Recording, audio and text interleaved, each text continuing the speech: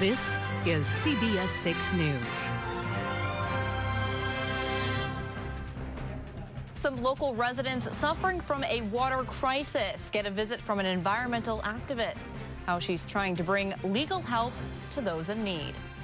Good evening. Thank you so much for joining us. I'm Kimberly Howard. More on that story in a minute. But first, we begin with some breaking news out of Schenectady, where police tell us a man in his 20s has died after being shot this afternoon around 4 o'clock. Police tell us they do not have a suspect in custody. Our partners at the Daily Gazette reporting that the man was shot inside a car on Germania Avenue. We're working to gather more information and we'll update you tonight at 11. A woman who gained international fame for helping cities and towns across America dealing with contaminated drinking water is now pledging to do the same. She can help residents in Hoosick Falls. Aaron Brockovich spoke to Hoosick Falls residents on the campus of Bennington College in Vermont. CBS 6's Hubert Wiggins was there. Hubert, what was Brockovich's message in all of this? Well, Kimberly, Brockovich began her remarks by saying that all United States citizens have the right to clean and safe drinking water, and that if the residents of Hoosick Falls can be made whole, the community has to stick together.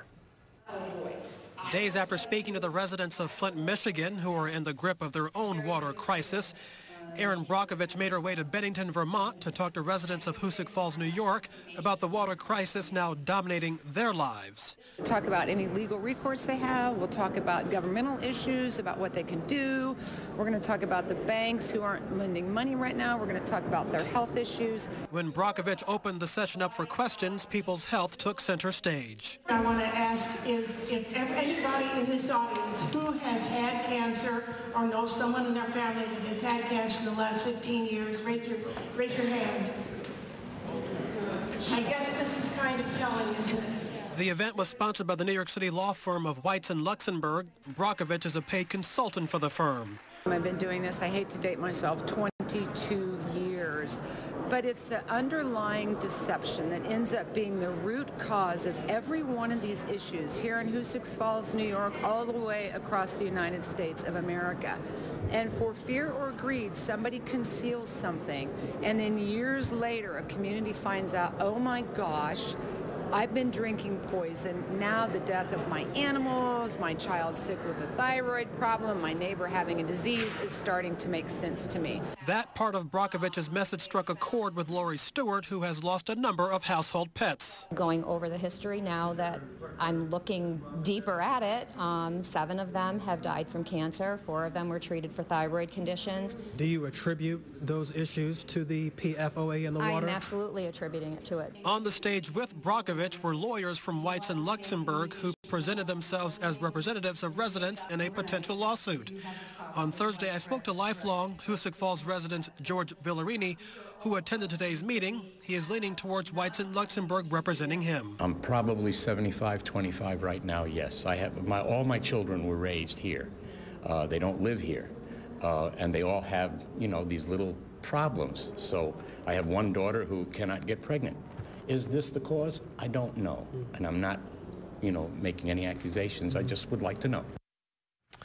Now, all of the people that I spoke to today said they were glad that Brockovich is now involving herself with Hoosick Falls, and she encouraged the people in attendance not to hesitate to send her an email if any of their questions were not addressed today. Kimberly?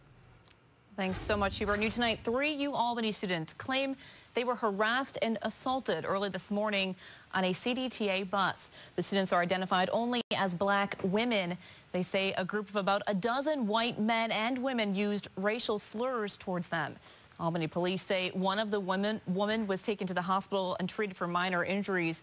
The university's president saying in a statement he is, quote, concerned, saddened, and angry about the incident. Police are looking into whether this was a hate crime. CDTA says they're working to give surveillance video from the bus to police. Meantime, Troy police say a man is doing okay after being shot and taken to the hospital yesterday evening. It happened on 2nd Avenue between 118th and 119th Streets just after 4 o'clock. Police say they're speaking with the victim, trying to get information about who may have done this. The alleged shooter is identified as a male who was seen running from the area, but no one is in custody. Time to take a look now outside with meteorologist Craig Adams here with first weather. And Craig, a pretty nice day out there, actually. Yeah, you know, this afternoon it brightened up. Temperatures responded, got up to 40 degrees today. Note right now we have fair skies over the region, but there's more cloudiness off to our west, so I think the trend will be for skies to cloud back over tonight, but relatively tranquil and pleasant this evening. There's a few snow showers up over the Adirondacks right now, but they're not all that, should we say, significant, just very inconsequential, and they will be more or less dissipating as we work into the next couple of hours. This evening, fair skies over the local area, temperatures in the low 30s at 8 o'clock. Overnight, we turn mostly cloudy. It won't be too cold. Temperatures only down to about 30 degrees. We'll warm temperatures up further tomorrow, despite more clouds than sun. We'll get into the mid-40s. And if you like this warming trend, you'll probably like Monday even better. We'll talk more about that coming up in just a few minutes. All right, looking forward to it. New at 6. The 2 remaining fugitives from a California jailbreak are back in custody tonight. They were found in the San Francisco area, nearly 400 miles from the Orange County Jail where they were being held. Brian Webb has the story. Sheriff's officials say escapees Jonathan Tu and Hussein Niari are back behind bars after a daring prison break. They were on the run for nearly 9 days. The entire state can breathe a sigh of relief because we have the other 2 dangerous individuals back in custody. The men were found in a stolen van parked at a San Francisco food market after being noticed by a neighbor. Niari fled on foot but was quickly caught. Tu was found hiding in the van along with ammunition. No weapon was found. The focus shifts to continuing to look at where the system failed us, where policies and procedures were not followed. Officials believe Tu, Niari, and a third inmate, Back Dong, cut through a steel grate and crawled through plumbing tunnels to get out of the jail. Dong split from the other 2 and turned himself into authorities Friday morning. Prison English teacher 44-year-old Nishafran Ravari was arrested in connection with the escape. We know there was some type of relationship that developed, but how far it went and whether it was physical or not, we're still trying to confirm that. The men are being interviewed and will soon be taken back to Orange County and placed in a high-risk area at the same jail where they escaped. Brian Webb for CBS News. Now, this prison break, similar to the one last summer at Clinton County Correctional Facility, prison employee Joyce Mitchell pleading guilty to smuggling tools that helped both Richard Matt and David Sweat break out of that prison. Turn now to Saratoga Springs. Mayor Joanne Yepsen gave her 2016 State of the City address today. She recapped the accomplishments of the past year for the Spa City Centennial, and she announced her vision for the year ahead. Those plans include a focus on housing initiatives, open space, and sustainable economic development. We've been balancing economic growth and building with preservation and conservation of open space and creating a quality of life that our residents and tourists enjoy every single day. Yepsen praised the amount of participation from the local community, saying people stepping up has really helped make the city a better place. Also in the Spa City, the annual gun show at the city center was met with a vigil of protesters. Members of the Saratoga Peace Alliance welcomed an open dialogue between them and gun owners to find out how to make the country safer from gun violence. East Coast Arms Collectors Associates are the new hosts for the Arms Fair, which has been around for 32 years. Vigil organizers say they wanted to remember the more than 33,000 people killed each year due to gun violence. They also wanted to spark a conversation. We know that at least we can start talking to each other and we can hear each other's concerns. And is there a way that we can find that common ground? The gun show is open again tomorrow for its last day. That's from 9 a.m. until 3 p.m. Here's an interesting story. A 36-hour hackathon is underway in Troy. More than $1,000 in prizes are being offered to hackers at the Tech Valley Center of Gravity. The event is meant to change what people typically think of when they hear the word hacking. The goal is to make a certain piece of technology do something that it wasn't intended to do in order to solve a problem. We have some of the latest technologists and developers from around the city and from the region trying to develop new applications. The Hackers will be competing nonstop throughout the night until 1:30 p.m. on Sunday when their hacks will be judged. And a chili cook-off was held in Schenectady today to raise money for the Juvenile Diabetes Research Foundation of Northeastern New York. The local Ancient Order of Hibernians hosted the event, inviting chefs of all abilities to compete for cash prizes. We're very glad to be able to help out an organization like Juvenile Diabetes, and we're just happy to help out the community. Awards were given out to the best overall chili and most unique chili. Now, while this was the first time the event was held, organizers hope it can become an annual tradition. Still to come, a new spin on the cat stuck in a tree story, why it wasn't a typical cat rescue mission for some firefighters in Colorado. Temperatures today not bad for the end of January, but they're going to get even nicer as we work towards the start of February. And is there any snow in sight as we head into the, should we say, the next month of winter? We'll have the details on that for you coming up after the break. Welcome back. Sinclair Broadcast Group, the parent company of this television station, continues to grow. Besides producing more than 2,200 hours of news per week, the company is expanding further into entertainment program. As Kai Jackson tells us, this week Sinclair announced it will purchase the Tennis Channel.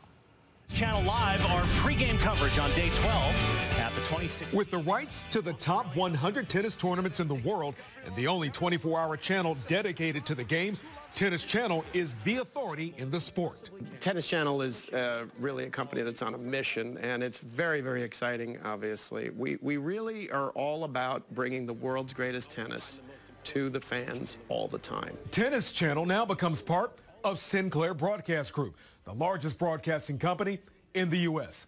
It's an extension of the company's commitment to providing news and entertainment across the country. And soon, more people will have access to Tennis Channel. With the new agreement, the network will go from reaching 30 million homes in the U.S.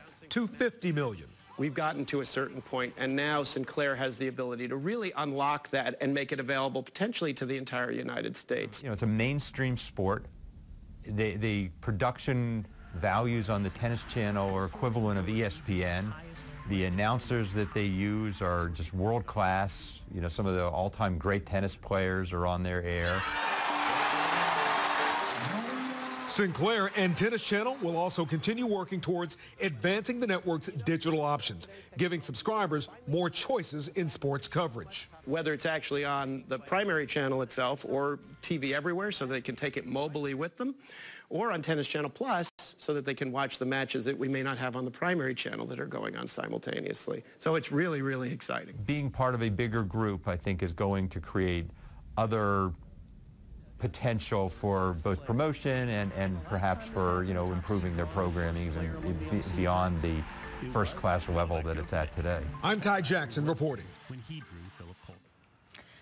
Okay, here's a twist on the old cat stuck in a tree story. Firefighters in Colorado yesterday, had to rescue a cat and its owner. The cat, Jupiter, climbed up into a tree, so naturally his owner climbed up the ladder to get Jupiter. Well, the ladder fell, so firefighters had to step in, put the ladder back up so the man was able to get down. They had to go up a second time to rescue Jupiter. I don't know treats for Jupiter. Yeah, I don't know about you, but if my cat was stuck in a tree, I would absolutely go up and go get him.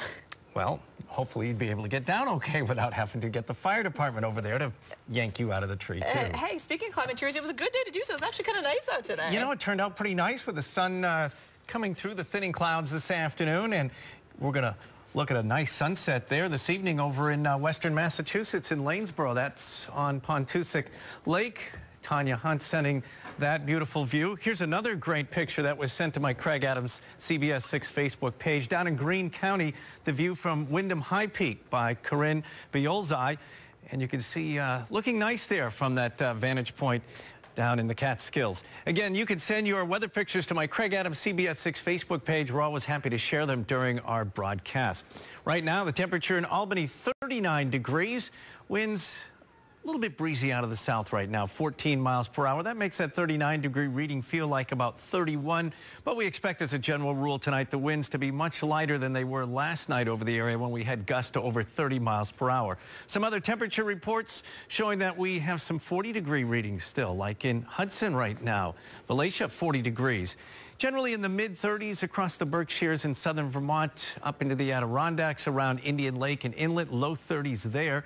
So as we head into the evening period, we'll see the temperatures drop a few more degrees, but not much, because as the clouds come in and that southerly breeze out there, that's going to keep things from getting too cold tonight. A tranquil day tomorrow, albeit with probably more clouds than sun. Milder temperatures, though, with that southerly wind flow in place.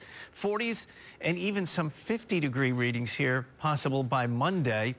As we said, more cloudiness around, though, is a general trend. Now, as far as our next significant storm goes, it's going to be on Wednesday, but it's not going to be snow. It's going to be a rain event for us once again.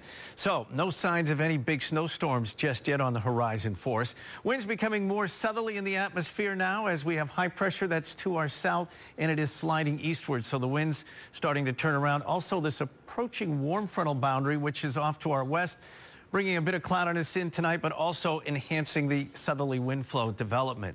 Here's a look at the time lapse of the clouds and precipitation. Well, no precipitation overnight, but there will be some cloudiness coming back in. And as we head into the day tomorrow, we're expecting, as we said, clouds with some occasional sun, but it'll just end up being more on the cloudy side than the sunny side. And as we work into tomorrow evening and beyond, it's going to be mostly cloudy. There will be a weather disturbance that will approach on Monday. Now, you'll notice some showers developing here, especially off to the west of the Capital District as we work through Monday morning. Then they'll start fading and quickly move off to the east during the daytime, and we'll be looking at them coming to an end. I don't think we'll see much rain on Monday, just a few light showers in spots. That next weather system beyond Monday is the one that I think will bring a more widespread, significant rain to the area. So Monday's event just showing, I think, for the most part, clouds and a few passing showers. Let's take a look at the forecast, shall we? And we'll break it down here for you. Look at the temperatures. We're up to about 46 tomorrow, and we'll be around 50 on Monday, despite clouds and some showers around. And then we have temperatures on Tuesday with mostly sunny skies down a little bit. And it looks like on Wednesday it'll be a rainy day for us. And beyond that, it's going to be a little bit colder, but nothing too cold there as we get into the latter part of the week. All right. I'll take it, except for that rain on Wednesday. Not looking forward to that. Yeah, it's going to be probably a rain where it's going to be blowing around, too, so it'll be kind of windy. Not the best of days. No, we don't like that. But the temperatures are warming up, so we do like that. And how about you? We got some college girls hoops going on. That's right. It's been a rough stretch for the Siena women. The Saints looking to snap their two-game skid. Could they get it done? Plus, it was all about pink this afternoon at Messe Rink. The Dutch women rocking pink for a good cause. We'll tell you what and much more next in sports. Union hosting its 9th annual Pink in the Rink this afternoon at Messe Rink, and the Dutch women dedicating their 2016 game to Kristen's cause. Kristen Scheinbarger is recovering from Ewing sarcoma and was unfortunately unable to attend the game, but another member of the Union family affected by cancer, Sarah Trinidad, dropped the ceremonial first puck. Tickets weren't free, with donation at the door as fans and the Dutch women were decked out in pink. Union hosting 10th-ranked Colgate and looking to pick up its first win of the season. Scoreless in the first period. Courtney Turner gets a good look, but Ashlyn Rando shuts her down and Colgate defense gets it out of the zone. The Raiders getting tons of pressure on early, but Melissa Black lights out in the net, 39 saves, but Colgate sneaks one past midway through the second period to win this one 1-0. Unbelievable. They pulled it out. No, they fell 1-0. Oh, 1-0. Okay. That's why I don't do sports. I do the news. See you guys at 11. Thank you so much.